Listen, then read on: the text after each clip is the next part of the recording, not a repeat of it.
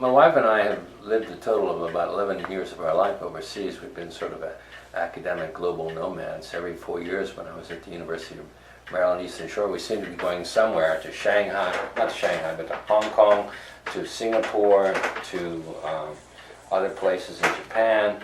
And so when you travel like that, you begin to see how other countries are handling specific problems, in this case, their infrastructure.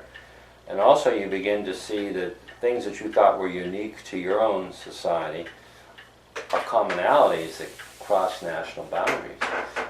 And one of those is water and sewage. And the same problems that could happen to American people could happen to the Japanese.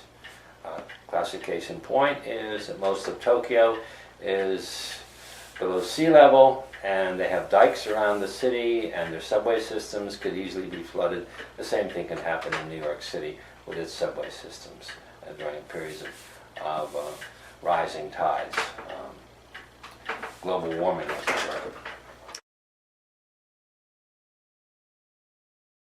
When I wrote the book Leaving America, The New Expatriate Generation, I wrote it with the idea of trying to understand a phenomenon, because people had associated expatriates with Gertrude Stein and Ernest Hemingway and people like that, whereas I was talking about the here and now.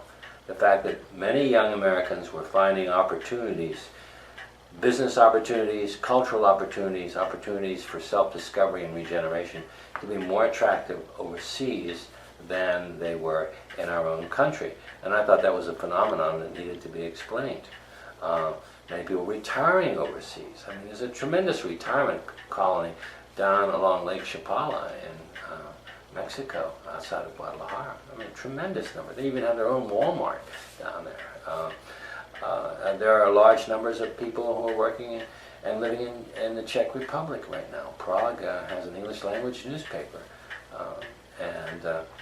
So that phenomenon sort of helped me understand the globalization of many concepts and intellectual constructs that we need to use to understand the major problems of our time, like the problem of water.